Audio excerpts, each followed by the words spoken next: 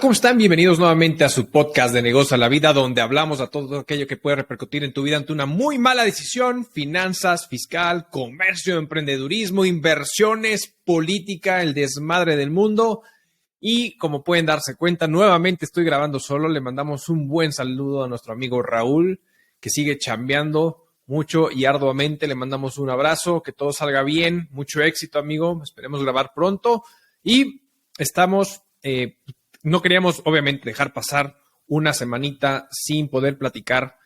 algunos temas. Hoy traigo varios temas interesantes que queremos compartir justamente con ustedes. Traemos, obviamente, la subida de tasas de la Fed y qué proyecciones tiene justamente para poder ir frenando todo el tema de la inflación, definitivamente, lo que está haciendo Jerome Powell, que ya estaremos hablando de esta parte. Con ello, un segundo tema que justamente es un poquito de todo lo que se está viviendo en Estados Unidos. Bueno, pues justamente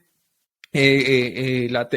tesorería, ¿no? De Estados, ahora sí que la secretaria del Tesoro de Estados Unidos, ¿no? Esta Janet Yellen, pues habla acerca de que Estados Unidos llega a su tope de deuda, su techo de deuda, y viene un tema bastante álgido entre la negociación de Biden principalmente y McCarthy de la Cámara de Representantes, principalmente por el tema de los republicanos y lo que está yendo y las consecuencias que puede tener si no se ponen las pilas al respecto. Daremos un tercer tema que es, bueno, ¿qué está pasando con Facebook? Bueno, ¿qué está pasando con Meta? Y es el tema de metaverso. Está provocando pérdidas millonarias justamente en su sección, en su parte del metaverso, y hablaremos un poquito de las cifras que está arrojando. Enhorabuena, el primer viaje internacional de México a Estados Unidos por tema del AIFA, donde ya se encuentra un acuerdo para que para Aeroméxico pueda viajar justamente a Houston, que ya hablaremos de ese punto. ¿Quién está en la cabeza? Otro tema es quién está en la cabeza para el tema de la adquisición de Citibanamex. Cómo Grupo México está moviendo todos los hilos para poder conseguir el financiamiento respectivo. Otro tema, los bancos. Vamos a hablar de los bancos, justamente cómo buscan algunos de ellos más bien disminuir, ¿no? El costo excesivo de esas famosas comisiones que cobran al momento de hacer consultas bancarias, y el tema de comisiones por retiro. Ya hablaremos justamente de ese punto, y cerraremos con tema de criptomonedas, que es lo que está haciendo otra vez Binance. Da mucho de qué hablar porque acaba de hacer una alianza con Air Astana, que es una de las aerolíneas más grandes de Kazajistán, y ya hablaremos de este punto y que lo que se piensa hacer con este programa. Pero a ver, iniciamos justamente con el primer punto interesante, y es el tema de la constante subida de tasas por parte de Estados Unidos, donde Jerome Powell, pues obviamente en su conferencia del día de hoy, que estamos grabando miércoles 1 de febrero, pues subió sus tasas en 25 puntos base, pasando de 4.5% a 4.75%. Y esto llega a entonces a ser ya la subida de tasas más alta desde hace 15 años, ¿no? 2007 aproximadamente. Entonces, por lo cual sigue siendo de tanto tiempo, pues alcanza unos niveles altos en comparación de lo que se tenía en su momento. Se espera justamente que el ritmo de tasas pudiera estarse revaluando a partir de las reuniones que se tengan entre marzo y mayo para saber esa constante, pero obviamente se mantendrá una constante subida de tasas para poder a un objetivo aproximadamente, que es lo que están comentando, entre un 5 o un 5.25%, que es prácticamente lo que se estima que estaría llegando como el ciclo alcista prácticamente de las tasas. Y de ahí, bueno, pues justamente después ir disminuyendo las tasas. Pero a ver, aquí el punto es que al final lo que está diciendo Jerome Powell es que no se puede cantar aún victoria contra la inflación porque se está viendo resistente, se está calentando la cosa, y no podría evidentemente todavía regresar a los niveles del 2%, pero es lo que se busca en el futuro. Lo que sí comentó es que descarta completamente recortes de tasas para el 2023, por lo que esta subida de tasas de manera muy particular seguirá existiendo hasta llegar a los niveles como justamente del entre 5 y 5.25%, ¿no? Entonces, se esperan de cierta manera unas subiditas más de tasas para llegar a estos niveles restrictivos, que es justamente lo que comenta. Y bueno, pues de ahí, de cierta manera, uno de los puntos que sí menciona es que no ven esta inflación, de cierta forma, que se está reduciendo de manera muy importante, principalmente en el sector de las viviendas. Y es algo que ya veníamos platicando y veníamos conversando. ¿Qué es lo que está sucediendo justamente en Estados Unidos de manera muy particular? Y en todo el mundo, pero ahí es estaban subiendo o está incrementándose el valor de las viviendas a tal grado que obviamente la gente no puede estar comprando estas viviendas por los valores que están generando, y entonces los grandes consorcios, las grandes financieras y las grandes empresas están adquiriendo pues estas propiedades para terminarlas haciendo en renta. Entonces es principalmente el sector de cierta forma que está generando esta o es el foco o donde está plasmado de cierta manera la Fed para poder atacar el tema de inflación. Obviamente con la subida de tasas, pues a uno de los que está apoyando y ayudando de manera muy particular para que esto funcione, o para quien está llenando los bolsillos de lana, pues son las instituciones financieras, porque a la subida de tasas puede haber ajustes de manera muy particular y es a quien está llenando justamente todos esos bolsillos de manera muy particular, ¿no? Entonces, pues, y de ahí, pues prácticamente esta subida de tasa al 25 puntos base que hace justamente la Fed, pues era algo que ya de cierta manera estaban esperando los analistas y el mercado. Entonces no fue nada nuevo, es algo que ya se esperaba. Obviamente lo que sí sucede es que esta subida de tasas evidentemente ya es mucho menor o no fue tan agresiva, ya no fueron los 50 puntos base o los 75 puntos bases que estuvimos platicando en otros episodios, en otros podcasts respecto a cómo se estaba comportando la Fed en 2022. Ahora fue algo de 25 puntos simplemente para ir subiendo al marco objetivo, que es justamente entre 5 y 5.25. Y de ahí,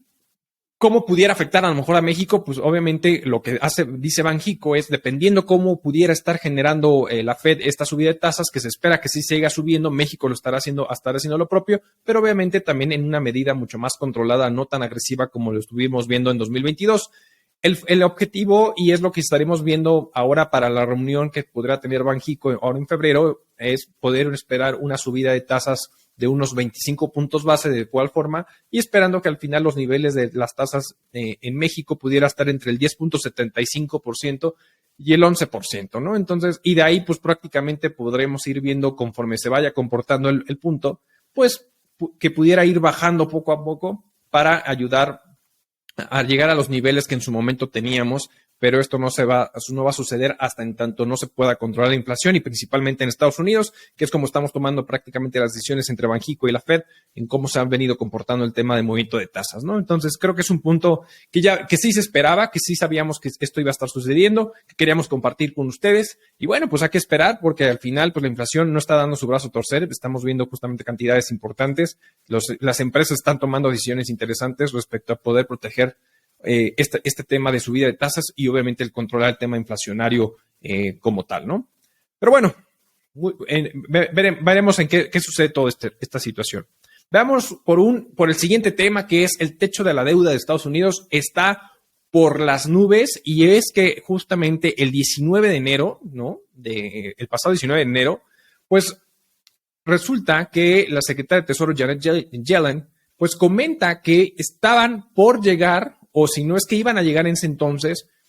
al tope máximo o al techo máximo de la deuda, que era de 31.4 billones de dólares. Y entonces esto podría traer en complicaciones prácticamente a Estados Unidos con las decisiones que podría tomar para hacer frente a los compromisos que tiene. Entonces, y esto va a provocar una batalla bastante intensa en Estados Unidos, porque obviamente por un lado tenemos la Cámara de Representantes, donde ya el control lo tienen los republicanos, y está presidida ahora sí que el presidente de la Cámara de Representantes es Kevin McCarthy. Y pues si bien cuando Biden era vicepresidente, cuando estaba en el gobierno de Barack Obama, pues había una cierta cordialidad entre Biden, que era de la parte demócrata, y McCarthy por la parte republicana, pues había comunicación constante de manera particular. Ahora, pues está por un lado uno en la presidencia de la Cámara de Representantes por parte de los republicanos, y presidente Biden por la parte demócrata, y todo lo que está haciendo justamente en su gobierno para poder controlar, bueno, a través de la Fed con el tema de inflación, y por otro lado el tema del techo de deuda para poder salir avante con todos los compromisos que puede tener. Y justamente hoy, 1 de febrero que estamos grabando, pues McCarthy y Biden se reunieron para poder llegar a un acuerdo de lo que se pudiera estar haciendo y poder subir o elevar el techo del endeudamiento que tiene Estados Unidos, pero la realidad es que no llegaron a ningún acuerdo de manera muy particular.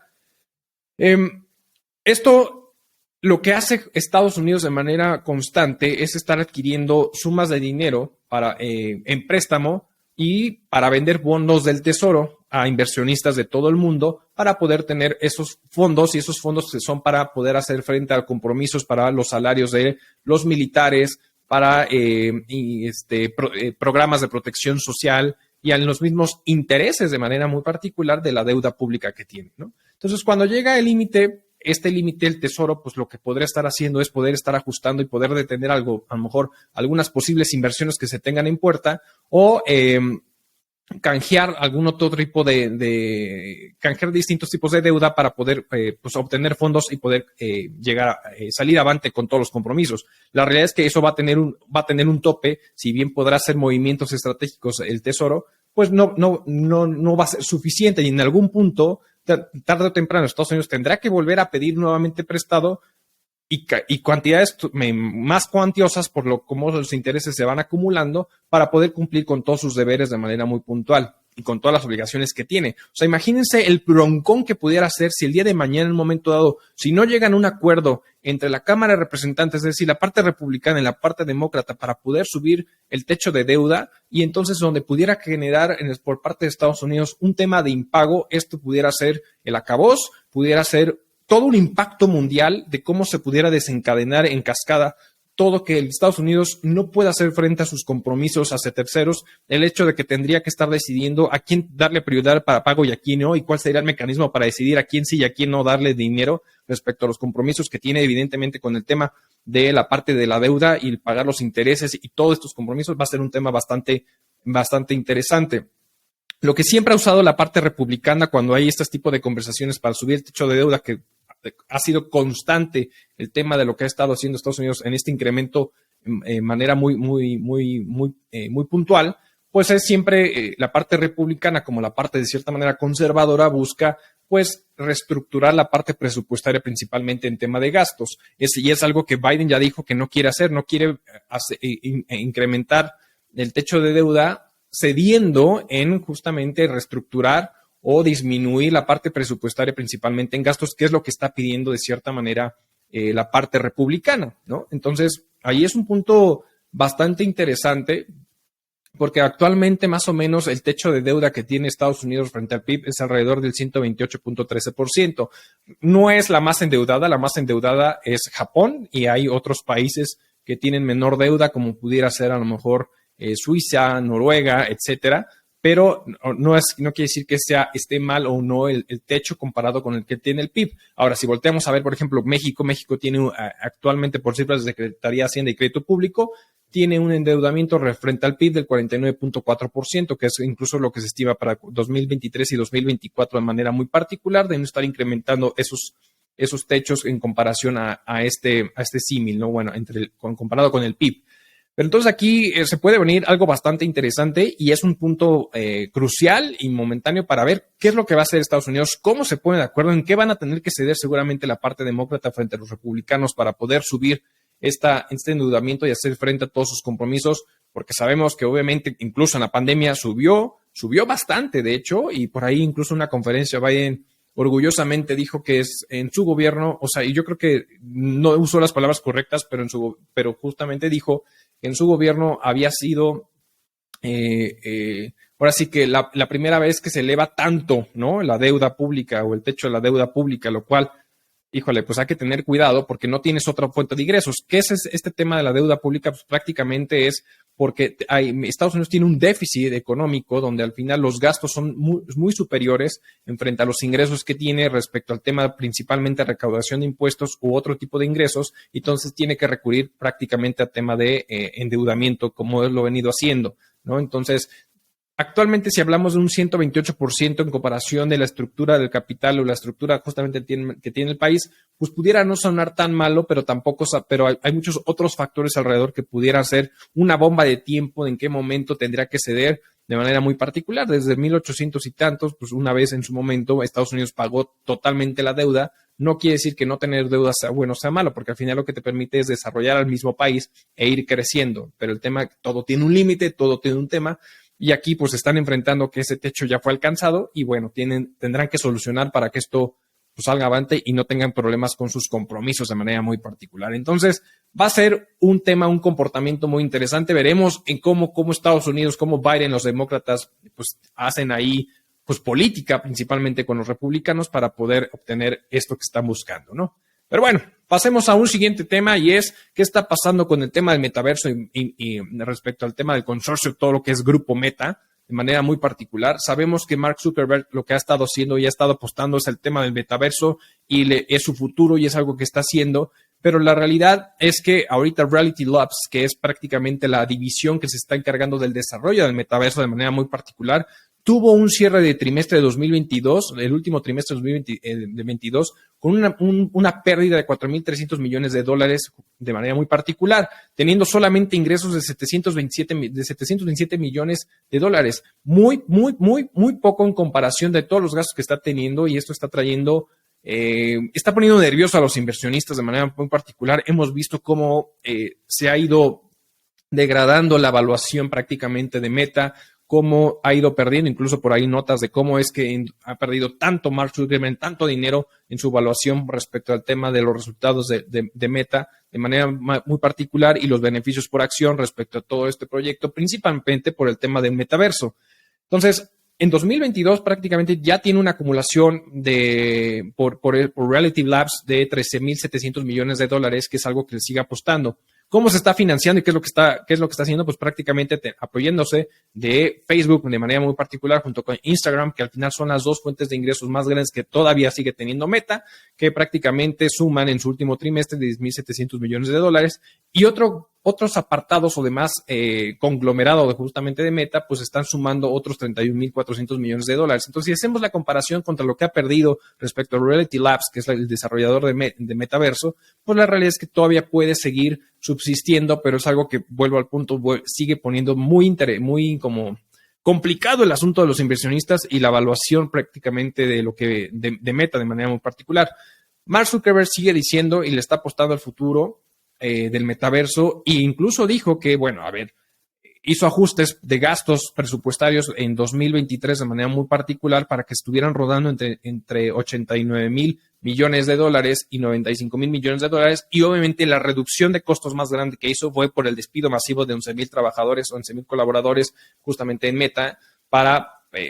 costear o reducir la parte de gastos, que es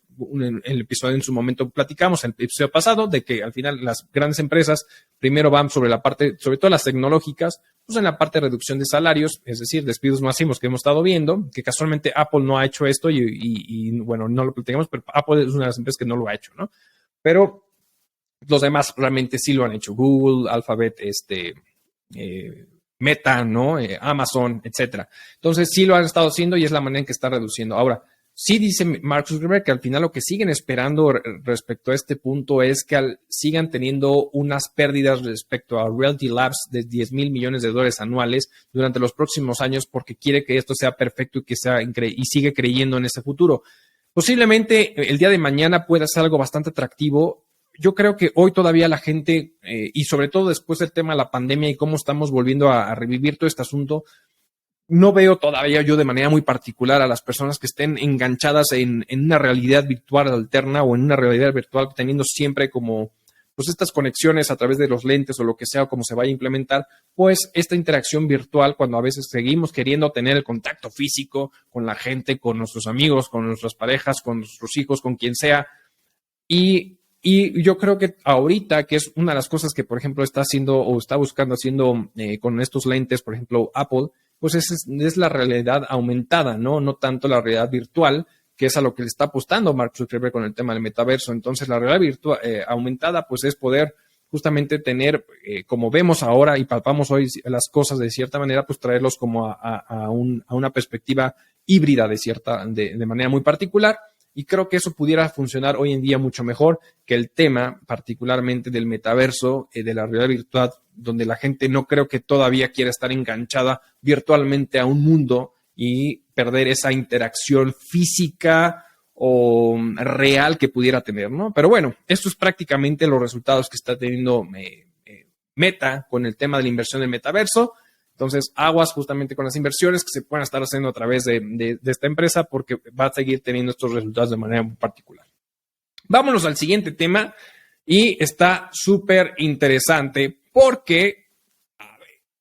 el AIFA, ¿no? El Aeropuerto Internacional Felipe Ángeles ya dio, bueno, en este caso Aeroméxico, informó que va a tener su primer vuelo internacional a Estados Unidos desde el AIFA. Y esto se tiene estimado que a partir del 1 de mayo del 2023, Aeroméxico tenga vuelos hacia Houston de manera muy particular, a pesar de que al final seguimos teniendo una categoría 2 de seguridad aérea en este aeropuerto o de manera muy puntual. Entonces, esta categoría, la realidad es que es lo que no ha permitido de manera muy puntual tener mucho más vuelos internacionales a través de la AIFA, más que los que conocemos, como Cuba, Venezuela y Costa Rica, creo que es la otra que tiene por ahí. Y pues eso es lo que ha provocado. Entonces, la realidad es que ahora Aeroméxico, a través de manera muy puntual de la Administración Federal de Aviación en Estados Unidos, pues dice, a ver, vamos a dar la oportunidad a Aeroméxico que vuele, porque fue justamente la empresa que se acercó. Pues sí, no sabemos si realmente, y que yo creo que sí, por un poquito de presión de nuestro señor presidente, que está dando de manera muy puntual que la IFA sí o sí se funcione o sí genere negocio. Hoy en día estamos teniendo pérdidas millonarias en el AIFA todavía porque no hay suficientes vuelos, se va a ir incrementando y creo que esta puede ser una apuesta interesante y digo, no quiero decir que esté mal o que esté bien el tema del aeropuerto. La verdad es que personalmente a mí se me hizo un absurdo que haya cancelado el otro aeropuerto y que esté pero tampoco puedo decir, oye, si ya se invirtió miles de millones de dólares por encima de lo presupuestado, porque vamos al punto. La IFA no costó lo que costó en sí mismo, sino costó la cancelación del anterior más la suma de lo que costó la creación de este aeropuerto. Entonces fue mucho más costoso. Entonces, pues sí estaría bueno que al final pues empiece a moverse y empiece a generar recursos, porque si no, quien termina pagando este desmadre, pues somos nosotros los mexicanos con el tema de nuestros impuestos, ¿no? Entonces hay que tener, eso puede ser algo interesante. Pero bueno, el punto es que al final esta Administración Federal de Aviación de Estados Unidos pues le da la oportunidad que de manera muy puntual, como la AIFA se encuentra en el Valle de México, pues prácticamente lo que dice, oye, a ver, te voy a dar oportunidad de Aeroméxico porque no, propiamente no se está abriendo como una nueva ruta porque está ubicada de esta manera muy particular, ¿no? Entonces, lo que sí se está esperando es que la Agencia Federal de Aviación Civil aquí en México pues siga teniendo estas conversaciones y de hecho se espera que exista como estas sesiones técnicas de manera muy particular entre el 6 y 10 de febrero para poder evaluar una posible segunda auditoría o una auditoría adicional para evitar alguna observación y de manera muy puntual de lograrse, que es lo que buscan, pues recuperar esta categoría 1 que permita justamente a tener estos vuelos internacionales y específicamente más con Estados Unidos, donde hay muchas conexiones de vuelos a través de Estados Unidos para llegar a muchos otros países, ¿no? Pues se espera que se pueda estar consiguiendo, si todo esto sale bien, si el tema de la auditoría sale bien, si estas sesiones de técnicas que pueden tener ahora en febrero, pues para poder recuperar, se estima que en mayo prácticamente la categoría 1 y esto pues sea mucho más interesante para que siga moviéndose el tema económico y el tema pues, prácticamente de la IFA, que es lo que se espera, porque si no, vuelvo al punto, sigue costando mucha lana y nos cuesta a nosotros los mexicanos, porque sigue siendo el erario público el financiamiento que se está dando para poder subsistir la operación de manera muy particular, con independencia de que ya movieron prácticamente toda la operación de carga del aeropuerto Benito Juárez al aeropuerto Felipe Ángeles, que es otra situación que se espera que pueda dar y ya veremos. Con independencia, por ejemplo, un tema interesante es, se está evaluando, Tesla está evaluando poder tener una planta de manera muy puntual por el AIFA, posiblemente para poder utilizar este decreto que se hizo por parte de nuestro presidente, de que de la IFA pues salga prácticamente toda la parte de carga o toda la parte de, pues sí, toda la parte que es de carga y no de pasajeros hacia el Felipe Ángeles, ¿no? Bueno, eso es un tema que justamente queríamos comentar con ustedes, pero bueno, enhorabuena, creo que de cierta manera es un logro a secas, ¿no? O sea, es una apuesta interesante. Todavía falta mucho para hacer para que este aeropuerto, pues la neta, despegue, ¿no? Pero bueno, bien por Aeroméxico, bien por Estados Unidos, bien por México, para haber logrado pues, este primer avance de manera muy puntual, ¿no? Pero bueno, vamos con otro temita que es qué ha pasado con el tema de Citibanamex. Sabemos que muchos se echaron para atrás. Carlos Slim, particularmente con el tema de la compra, pues dijo, no way, José, no voy, seguimos así. Y entonces prácticamente uno de los que estaban involucrados era este Becker, ¿no? Daniel Becker, que es prácticamente el que sí estaba de manera muy puntual buscando la adquisición de Citibanamex. Y de ahí, pues prácticamente quien sí termina al parecer, y esto es como, ya saben, radio pasillo tras bambalinas de lo que se está filtrando de manera muy puntual, de quién está saliendo avante de manera muy particular, pues es Grupo México. Y Grupo México, quien es actualmente controlado por Germán Larrea, pues aseguró un financiamiento por $5,000 millones para poder adquirir Citibanamex. Y este financiamiento, prácticamente los que se están sumando a este respaldo del financiamiento por la adquisición por la deuda que se va a adquirir por la adquisición de Citibanamex, pues está HSBC y Barclays, que son los dos principalmente los que están buscando este financiamiento y apoyar a Grupo México para hacer adquirir. ¿Quién es Grupo México? Grupo México, pues realmente es todo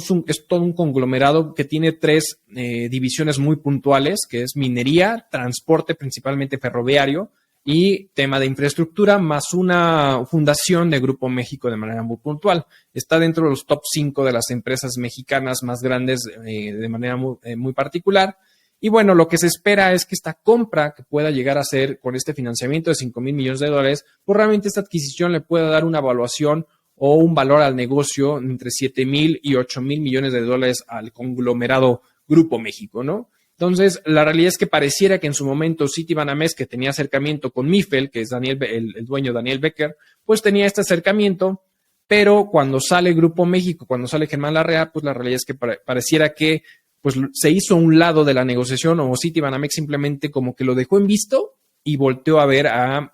Grupo México para el tema de la venta. De hecho, pues ya el presidente de Citi allá en Estados Unidos ya confirmó el presidente Andrés Manuel López Obrador, pues en su mañanera que sí ya hubo un acercamiento entre Citi para poder ir acelerando, poder ver este punto. Ahora, el tema de que si bien ya tiene un aseguramiento de financiamiento este Grupo México, lo que se dice por ahí es que al final todavía no está resuelto y todavía no se ha cerrado el trato de manera puntual, porque incluso cuando pudiera darse el acercamiento final, pues estaría en todo su derecho Grupo México a decir, sabes que siempre no voy por X, Y, Z razón. Entonces, todavía no es, si bien es un avance más, la realidad es que todavía no se ha concretado de manera muy puntual esta situación, ¿no? Pero bueno, enhorabuena, veremos cómo va avanzando el tema de Citibanamex y el tema de Grupo México respecto a este punto, pero siguiendo hablando del tema de bancos, vámonos a un siguiente tema y es porque existe una alianza entre algunos bancos para poder apoyar a la economía mexicana de manera muy puntual, y es que sabemos que uno de los grandes puntos de manera muy puntual, de manera muy, muy particular, es las transacciones que hacen las personas en los cajeros automáticos para retiro de dinero y consulta de saldos. Y entonces esto siempre puede ser una carga financiera muy alta para los cuentavientes por las comisiones que se pueden estar cobrando respecto a las consultas o retiros de efectivo en cajeros que no son de tu propio banco. Y entonces lo que hace principalmente estos 6 bancos, que son HSBC, Scotiabank, Banjío, Inbursa, Banregio y Mifel, pues prácticamente entre los 6 bancos de manera puntual hasta ahorita que están en esta alianza suman alrededor de 13 millones de clientes. Ahí lo que buscan es eliminar de manera completa o ya de manera muy puntual las comisiones por retiro y por consulta de saldos en cualquier cajero automático de la red de estos bancos de manera particular. Entonces, si tú tienes una cuenta en Mifel o en Banregio o en Bajío, puedes ir a Scotiabank o puedes ir a HSBC o puedes a cualquiera de otros de estos 6 bancos y no te van a cobrar ninguna comisión, ya sea por retiro o por consulta de saldos de manera muy puntual. Entonces, creo que esto es una alianza muy interesante porque eleva alrededor de 9,300 cajeros que hay en México. Más bien, suman 9,300 cajeros de manera muy puntual que serían como el 15, casi 16% de la totalidad de los cajeros automáticos que hay en México, que van alrededor de unos 60,000 cajeros, lo cual dentro de todo el sistema financiero, lo cual, si bien es algo atractivo, ¿no? No son los bancos más grandes, evidentemente, como puede ser Banorte, como puede ser BBVA, como puede ser Citibanamex. Está la puerta abierta para que los demás bancos se puedan sumar. No sé si eso vaya a suceder, sobre todo por bancos tan grandes como Banorte o como BBVA, si pueden llegar a hacer eso. Pero la verdad es que si sumamos todos los cajeros, pues puede ser algo bastante interesante. HSBC tiene 5,620 cajeros, Scotiabank tiene 1,920, Banbajío tiene 718, Inbursa 666, Banregio tiene 326 y Mifel, el más chiquito, tiene 104 de los 6 que están haciendo esta alianza, lo cual y vuelvo al punto, es algo bastante atractivo porque de hecho lo que dicen es, esta alianza provocará de cierta manera que exista que dejen de recabar en ingresos alrededor de unos 42 millones de pesos anuales por las comisiones que les cobran a sus clientes en el conglomerado o esta alianza de estos 6 bancos de manera muy puntual. Entonces, de manera, cuando tú ves y reflejas dentro de la economía mexicana, añadiéndole todo el tema inflacionario, pues lo que sucede es que al final gran parte de los mexicanos pues gasta alrededor de 20, lo que se dice en estimaciones, hay un gasto aproximado de 27 pesos para poder ir al cajero por cada uno de los cuentavientes, además de los posibles hasta 38 pesos que puedes pagar por comisiones respecto al retiro que puedas hacer en un banco que no es el tuyo. Entonces, creo que es algo muy interesante y sabiendo que cuando vas a un cajero automático, prácticamente el 95 o más, 98% de las transacciones que haces en un cajero son principalmente consulta de saldos y retiro de efectivo. Entonces, es una apuesta muy, muy interesante. Enhorabuena por estos 6 bancos que están cuidando tu economía mexicana. Bienvenidos, felicidades. Ojalá, y la neta, se añadieran más bancos, no sean gachos, o sea, la verdad es que los bancos en México ganan un lanal en comisiones por lo que ustedes quieran y manden. Entonces, creo que es un primer paso, ¿no? Y de hecho, en su momento ya había por ahí una propuesta de iniciativa para el tema financiero de que eliminaran estas cargas financieras por parte de los bancos, principalmente en este tipo de comisiones o incluso hasta comisiones por manejo de cuenta, que eso me parece fenomenal, no ha prosperado, no se ha metido mucho en esta situación, pero bueno, creo que este primer paso de estos 6 bancos, enhorabuena por ellos, felicidades, neta, BBVA, por favorcito, échale ahí, ¿no? Pero bueno, enhorabuena. Y vámonos con el último tema, y para no variar y para cerrar con el tema es criptomonedas, todo el tema de las cripto, qué es lo que está sucediendo en el mercado. Hemos estado hablando cómo Binance está rompiendo en sus decisiones, en cómo ha crecido, en cómo ha ido expandiendo, y es que Binance ahora se asocia con una de las empresas, bueno, con la aerolínea más grande que hay en Kazajistán, que es Air Astana, y prácticamente hacen una alianza muy estratégica para poder canjear los puntos que pueden generar los miembros de esta aerolínea y poderlos cambiar prácticamente por criptomonedas. Esto hace, de cierta manera, que al final todos los miembros de este programa pues, puedan tener recompensas adicionales a las que ya tienen, y entre ellas pues es este tema de poderse sumar al proyecto de Binance y poder canjear sus puntos que pueden tener en que se llama Noman Club, que son los miembros de esta aerolínea de Kazajistán, Air Astana, pues prácticamente para darle otro tipo de opciones. Entonces, los puntos acumulados que pueden tener todos los miembros de esta aerolínea, pues los podrán ir y canjear por criptomonedas en Binance, lo cual de cierta manera le podría dar una herramienta, y justo así lo plasman, una herramienta muy particular de, pues oye, a ver, es un paso importante porque... y bueno, Binance de cierta manera dice en su comunicado como un logro importante, porque prácticamente lo que se está buscando es